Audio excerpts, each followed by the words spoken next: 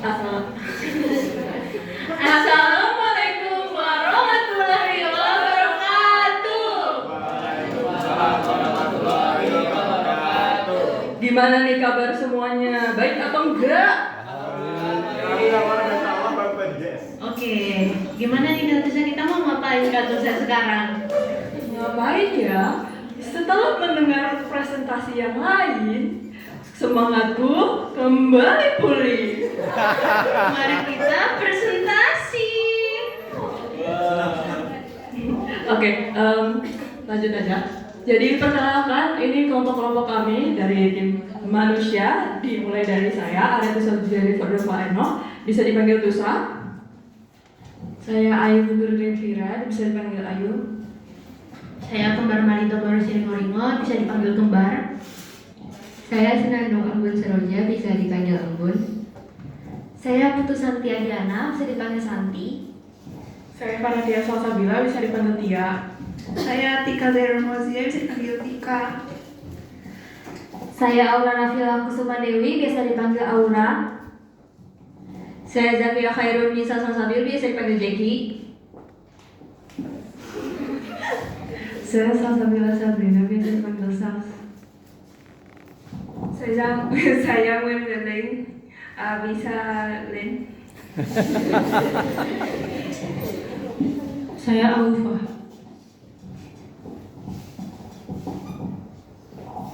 Oke, itu adalah salah satu anggota-anggota dari tim manusia. Untuk hari ini kita akan melakukan pembahasan.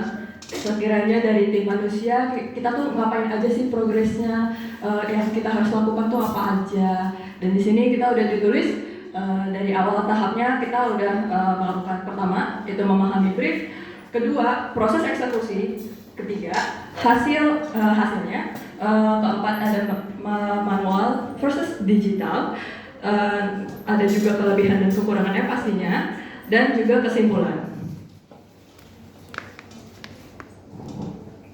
Ya, untuk pertama ya pastinya kita harus memahami dan menelaah brief. Nah, di sini kita pertama kita identifikasi dulu nih 5W1H-nya. 5W1H itu apa ya? Yang biasanya kita nentuin ada apa aja atau misalnya siapa saja yang harus digambar dan bagaimana. Di sini setelah kita melakukan brainstorming dan menelaah briefnya, itu tuh di kertas yang brief yang udah diberikan itu ada unsur utama yang harus dimasukin. Yang seperti kalian tadi juga sudah mempresentasikan dan juga pastinya sudah membaca di hari eksperimen itu. Di situ ada yang harus dimasukin penjual, pembeli, tipografi, adegan, suasana, kreativitas.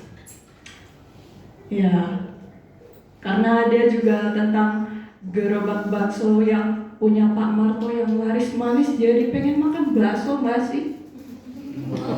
Mau dong. Oke, lanjut.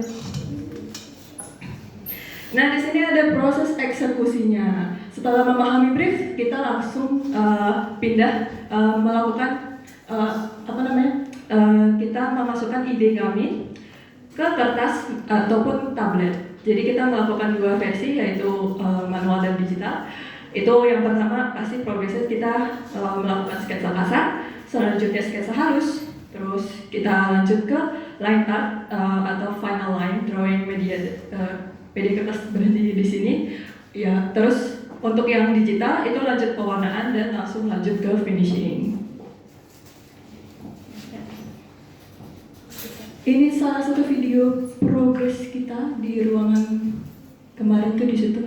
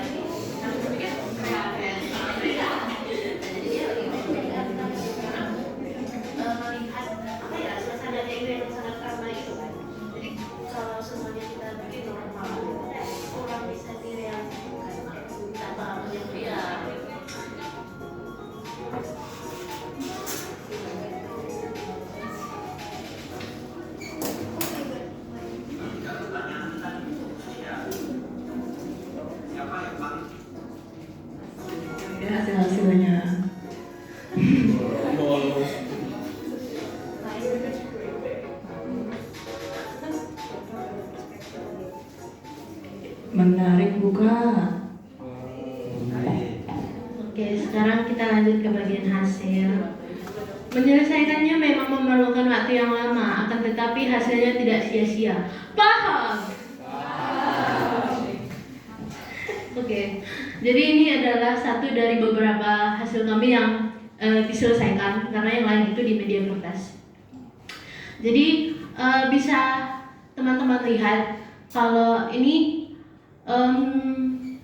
kalau lihat dari brief tadi itu lengkap ya. Ada yang seorang ibu yang lagi gendong anak balita, sekaligus lagi menggandeng anaknya yang cewek yang lagi ngasih mangkok ke mas-mas ininya. Terus di pos rondanya ada 3 pemuda. Terus ada satu lagi remaja yang lagi nungguin baksanya gitu.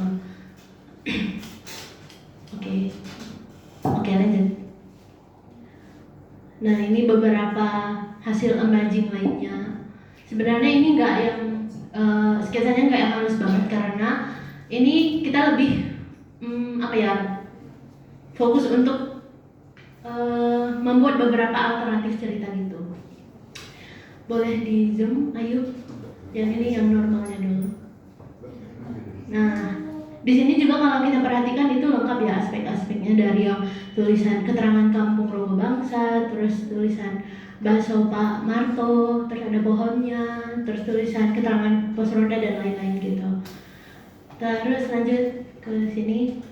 Nah, sebenarnya kita buat lucu-lucuan juga sih sekalian. Terus di sini kita kepikiran kayak sebenarnya ini tuh inspirasi awalnya tuh karena orangnya banyak banget. Terus kita bingung mau ngeletakin di mana aja.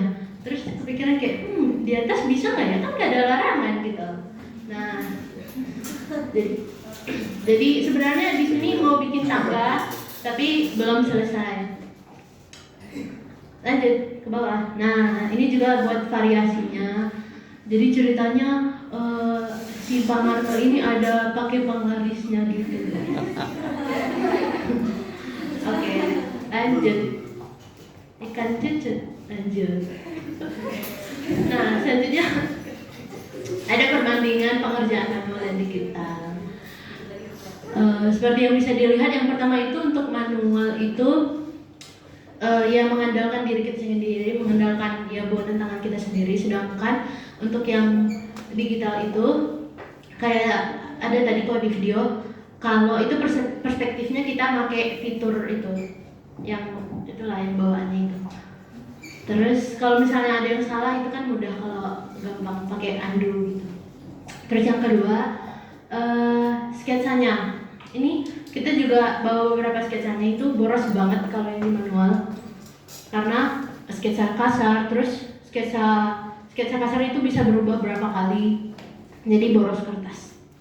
Terus untuk yang ketiga itu, untuk yang ini yang di manual itu bisa dikerjakan beberapa orang di satu kertas, tapi masih melihat situasinya. Kalau kertasnya gede itu memungkinkan, tapi mungkin kalau sebenarnya A4 juga bisa, tapi kayak yang posisi duduknya tuh satu di sini, satu di sini gitu. Terus satu yang sketsa, satu yang kasir gitu. Oke, lanjut. Sudah. Selanjutnya untuk kendalanya itu, yang pertama itu waktu pengerjaannya yang lama. Karena ya kita semua juga tahu, kita semua juga masuk kelas ilus itu nggak gampang untuk, apalagi dengan brief yang sangat panjang. Terus yang kedua, sulit mengatur komposisi penempatan manusia dengan objek sekitar. Makanya yang terjadi insiden Bamba naik bakso itu tadi, gerobak bakso itu. Terus yang ketiga itu, ini adalah yang paling berat sih menurut kita, soalnya kan apalagi kita mengetahui kelas kita ini pagi kan, jadi kebanyakan belum sarapan, jadi kita sangat kelaparan. Tapi tenang aja teman-teman, setelah kita mengerjakan ini kita makan bakso. Terima kasih. Oke, lanjut ke kekurangan dan kelebihannya. Di kekurangan menggunakan secara manual dan digital ada 4. Pertama, kurangnya pengalaman atau pemahaman akan objek yang ingin dimasukkan sehingga dapat memperpanjang durasi pengerjaan. Ini tuh sebelumnya pas kami ngerjain, kami tuh bingung kayak gimana sih bentuk gerobaknya, bentuk pos ronda. Akhirnya kami nyari di internet lagi kan, kayak oh kayak gini bentuknya, tapi karena kami masih takut buat gambar di kertas langsung, apalagi yang manual, jadi kami nyontoh-nyontoh, gambar ulang sampai oh paham gitu. Lalu kedua, terdapat kemungkinan terjadinya human error dalam pembacaan dan menelaah brief. Pas kemarin kami melakukan eksperimen, menciptakan gambar, kami tuh sempat ada cekcok dikit karena loh bukannya gini, enggaknya gini gitu ya. Kayak apa ya, briefnya itu dari A sama B itu maksudnya beda. Lalu yang ketiga, kemungkinan terjadinya hasil kerja rusak baik digital maupun manual akibat kesalahan dalam menyimpan atau bekerja. Itu tuh misalnya seperti pas digambar di kertas, gambarnya dihapus dengan kencang banget sampai kertasnya robek, atau pas di digital salah layer atau apa kehapus, dia gambar ulang dong. Keempat, sulit memunculkan ide kreatif mendadak atau upload. Lalu ada kelebihannya, terdapat 5. Yang pertama adalah karya yang dihasilkan dapat mewujudkan semua permintaan pada brief. Seperti yang tadi sudah ditunjukkan, hampir semua brief yang diminta atau poin utamanya itu dapat muncul di gambar. Lalu kedua, imajinasi dan kreativitas tidak dibatasi. Ketiga, berpikir secara kritis dalam memikirkan brief, menelaah brief. Keempat, hasil yang ekspresif dan berkarakter. Kalau kita lihat dari semua contoh gambar itu tuh orang-orangnya bisa berbeda-beda bertingkah laku, padahal briefnya sama dan itu lebih hidup gitu rasanya. Dan yang kelima, dapat mengimprovisasi secara spontan seperti yang karakter tadi.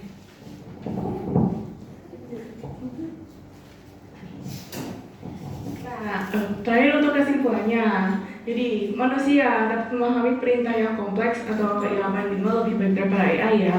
Karena itu kita dapat merencana dan membedah briefnya melalui beberapa tahap. Seperti tadi kan kita ada brainstorming, terus mencari 5W1H, dan dari itu kita ketemu unsur-unsur apa tuh yang kita harus menonjolkan, yang harus ada di karya tersebut. Sehingga karya yang dihasilkan dapat sesuai dengan kriteria yang diberikan saat brief. Selain itu, manusia juga dapat melakukan improvisasi sesuai yang diinginkan secara ide dan kreativitas yang berbatas.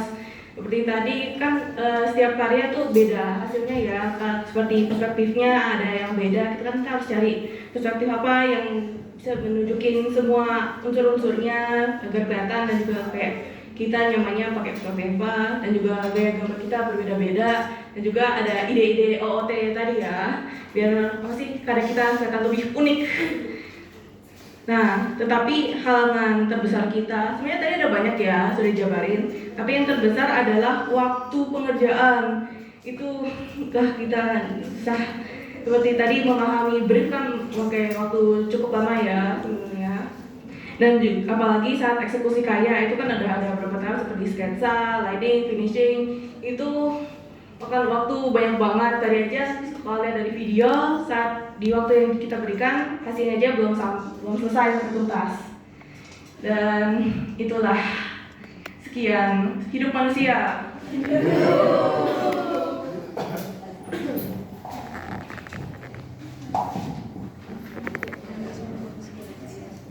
Mungkin itu saja dari tim manusia.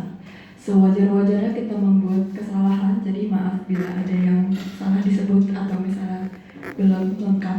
Apakah ada pertanyaan atau masukan? Kita beri aplaus dulu untuk manusia. Silahkan pertanyaan, teman-teman komentar. Sebagai sesama manusia, ayo kita bertanya. Yuk. Manusia. Mana kok? Mereka bukan manusia kok. AI. Kalau nggak ada yang nanya, berarti paham semua nih? Iya. Udah paham, iyalah manusia pasti cepat paham. Bu Ismi ada komentar mungkin?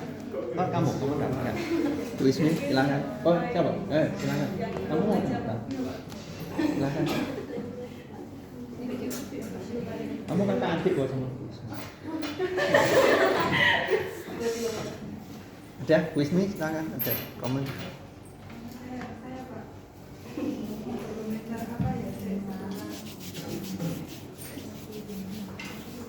Karena kalian manusia itu kan luka ya, momen menyerahnya itu mungkin ada di jam beberapa.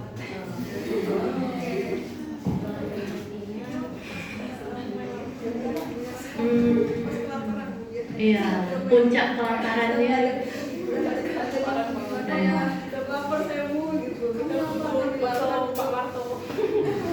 Sampai kita itu kemarin sempat izin buat ke Kanjur, saking laparnya.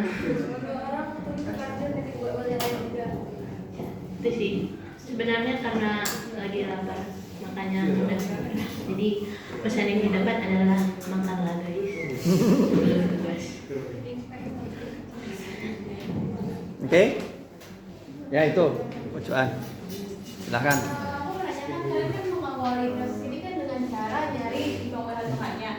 Nah ini kan memutuskan untuk kayak mencari nomor satu hal itu emang dari pengalaman aja, kayak kalian kayak udah pernah diajarin kalau ada brief ini tuh mau gambar, coba cari dulu di nomor satu hal, atau dari kayak kalian tuh emang apa tuh nyari dulu mungkin kayak gimana cara memulai menggambar atau kayak cara memahami brief gitu. Sebenarnya itu pertama banget kita kan baca ininya, membaca briefnya kan. Nah, dan dari kita dengan membaca ini sekali dua kali pun kita nggak bisa mendapat apa yang mau digambarkan gitu loh. Jadi ya jalan keluar terbaiknya itu adalah dengan merumuskan, menggolongkan apa aja sih gitu. Jadi kita kepikiran dari itu sebenarnya. Dari yang pertama kita nggak memahami dengan hanya membaca, jadi kita berpikir untuk merumuskan, menggolongkan, mengulik dari teks ini. Juga pernah ada pengalaman baca brief Gapsus, jadi kayak harus semua yang bukan jadi melalui satu hal gitu.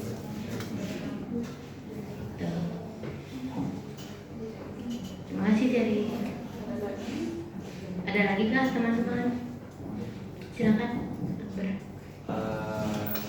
Saya Akbar dari kelompok ahli teks manusia. Kan tadi sempat disebut kalau kalian punya kendala art block dalam kerjaan ini, kalian mengatasi art block tuh gimana?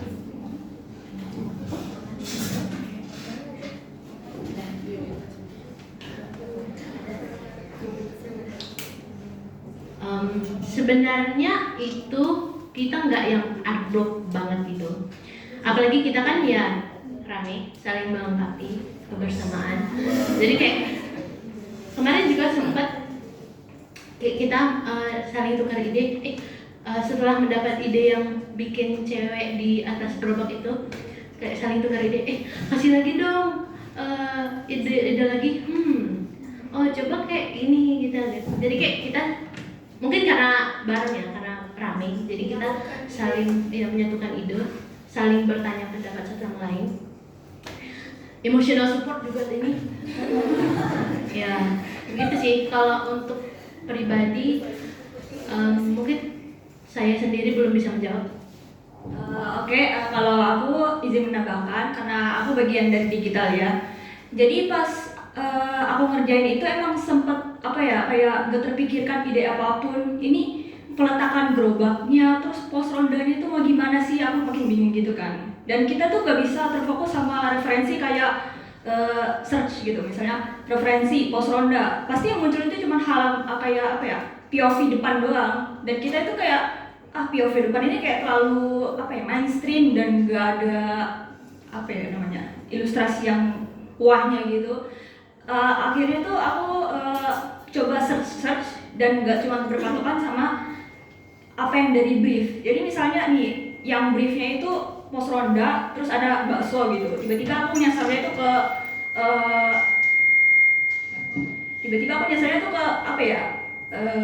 sebentar.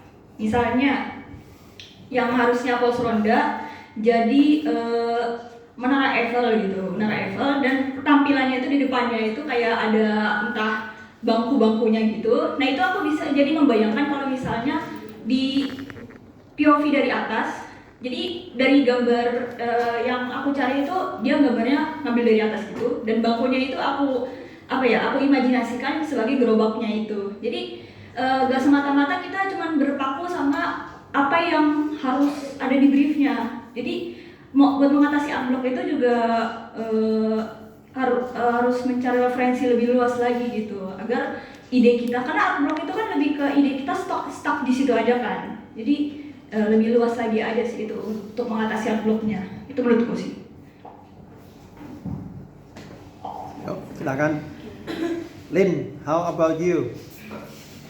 Please come. Like I asked you during the experiment, like there are no post ronda in your country. How you understand the term? But come in, just make. So basically, because I'm a foreigner, so like it's hard for me to understand the culture. So actually, I have to ask people around me about how it looks like, and sometimes like I have to like search on Google the image.